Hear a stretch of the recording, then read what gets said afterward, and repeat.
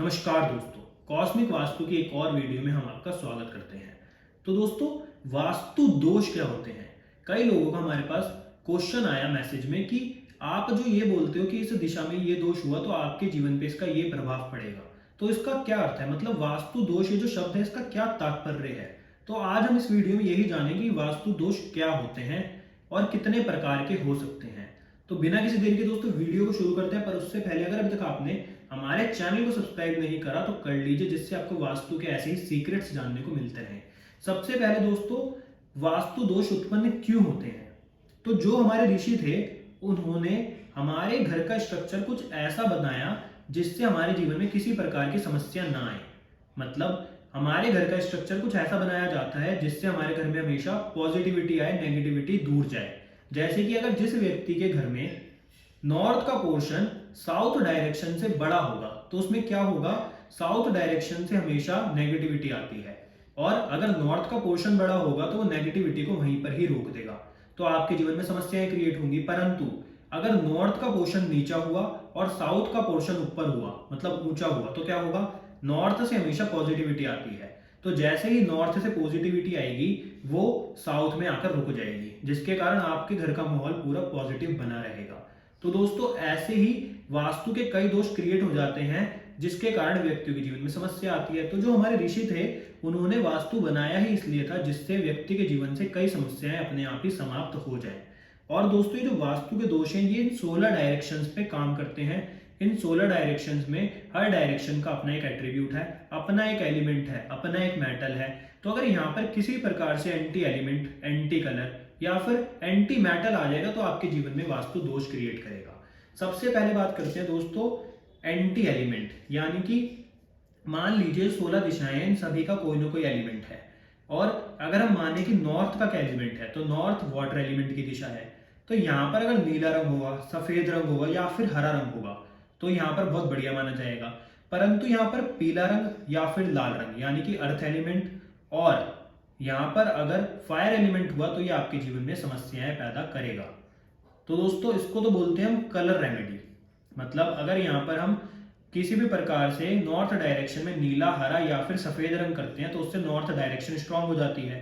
परंतु अगर यहाँ पर हम साउथ वेस्ट का रंग जो कि होता है पीला या फिर फायर एलिमेंट का लाल रंग यहाँ पर हम कर देंगे तो उससे क्या होगा, वास्तु दोष क्रिएट होगा, तो ये हमारे जीवन में समस्याएं पैदा करेगा।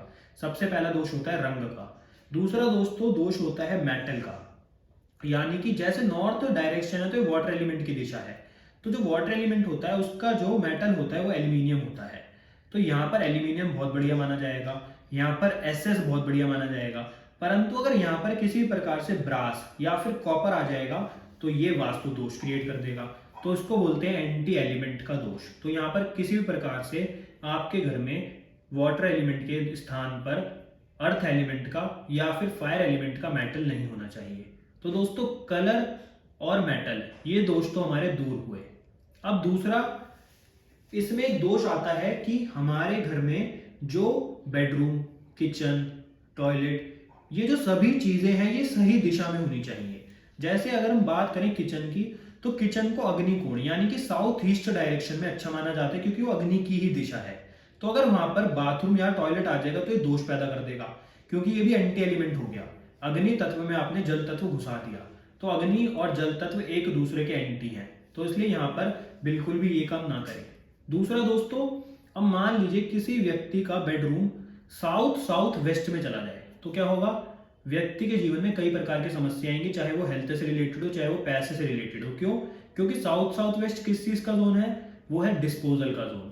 तो जो हमारे ऋषि थे उन्होंने हमारे घर में सभी डायरेक्शंस में क्या होना चाहिए क्या नहीं वो इसलिए ही बताया क्योंकि हर डायरेक्शन का अपना एक एट्रीब्यूट है और हर डायरेक्शन की अपनी एक्टिविटी है। तो उस डायरेक्शन में अगर किसी और एलिमेंट या फिर किसी और प्रकार की एक्टिविटी होगी तो ये दोष पैदा कर देगी। तो एक दोष दोस्तों ये हुआ कि हमारे घर में जो भी डायरेक्शंस में बाथरूम, टॉयलेट, किचन वगैरह है वो सही होने चाहिए। जहां पर वाटर एलिमेंट है वहां पर आप बाथरूम बना सकते हैं, जहां पर फायर एलिमेंट है वहां पर आप किचन बना सकते हैं। और दोस्तों, इसलिए अगर ये भी चीजें आपके घर में सही होंगी, यानी कि आपके घर का आर्किटेक्ट मतलब ठीक होगा, उसने आपका घर ठीक बनाया होगा बिल्कुल वास्तु के अनुसार, तो आपको किसी प्रकार के रेमेडी की जरूरत ही नहीं पड़ेगी। इसलिए दोस्तों ये बोला गया कि जो वास्तु के दोष होते हैं वो कई प्रकार से उत्पन्न हो सकते हैं। दूसरा दोष एक और आता है टी पॉइंट का दोष। मान लीजिए ये आपका घर है और यहां से एक रोड आ रही है सीधे आपके घर पे, तो ये दोस्तों क्या हो गया, ये टी पॉइंट हो गया। तो ये आपके जीवन में कई समस्याओं का कारण बन सकता है, तो उसको भी एक तरह से दोष बोलते हैं। दूसरा दोस्तों, अगर आपके घर के बिल्कुल पास में साथ में ही कोई खंभा हुआ बिजली का बहुत बड़ा, तो दोस्तों इसको बोलते हैं वास्तु का एक बहुत बड़ा दोष। तो दोस्तों दोष तो कई प्रकार के हैं, परंतु होता क्या है कि हर व्यक्ति के घर में हर प्रकार का दोष काउंट नहीं होता। क्योंकि अब मान लीजिए हम किसी व्यक्ति के घर पे वास्तु करने गए और वहां पर हमें खंभा नहीं दिखा, तो मतलब उसके घर पे वाला दोष नहीं है। तो दोष कई प्रकार के हैं, बस उनको जानना चाहिए। अब दोष तो ये भी है कि अगर हमारे घर में साउथ की जो वॉल है वो छोटी हो और नॉर्थ की वॉल बड़ी हो, तो ये अपने आप में बहुत बड़ा वास्तु दोष है। सुनने में आपको छोटा लग रहा होगा, पर ये बहुत ही ज्यादा बड़ा वास्तु दोष है। अब दोस्तों एक वास्तु दोष होता है सीढ़ियों का, यानी कि स्टेयर्स का। अब मान लीजिए किसी व्यक्ति के ब्रह्म स्थान पे सीढ़ियां आ जाए, तो ये व्यक्ति के घर में हार्ट अटैक तक की प्रॉब्लम दे सकती हैं, क्योंकि जो सीढ़ियां होती हैं उनमें बहुत ज्यादा वेट होता है। तो इसलिए दोस्तों हर चीज अपनी सही जगह पे हो तो यही वास्तु दोषों से मुक्ति दिला सकती है। सही दिशा में सही रंग हो, सही दिशा में सही एलिमेंट हो, यही वास्तु शास्त्र है। हमारा घर सही प्रकार से बना हुआ हो, साउथ की जो डायरेक्शन है वहां की जो वॉल्स हैं वो नॉर्थ डायरेक्शन की वॉल्स से हमेशा बड़ी हो और चौड़ी हो, तो दोस्तों यही कई प्रकार के वास्तु दोषों को दूर कर देती है। तो दोस्तों यानी कि जिस डायरेक्शन में एंटी डायरेक्शन का अगर काम हो रहा होगा तो ये वास्तु का दोष ही है।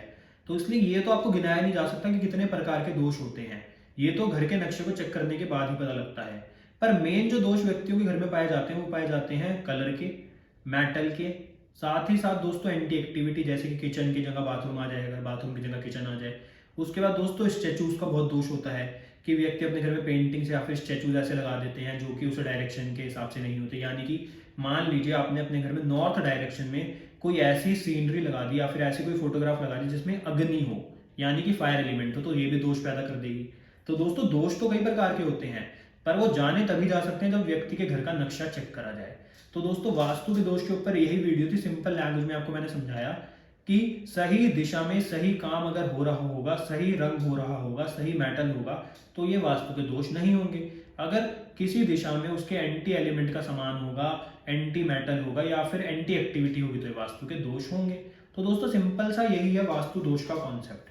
तो अगर आपको आज समझ आ गया हो ये कॉन्सेप्ट की, आपको थोड़ा कॉम्प्लिकेटेड ना लगा हो, तो वीडियो को लाइक जरूर करना, चैनल को सब्सक्राइब करना, आपको वास्तु के रहस्य पता लगते रहेंगे। धन्यवाद, मिलते हैं अगली वीडियो।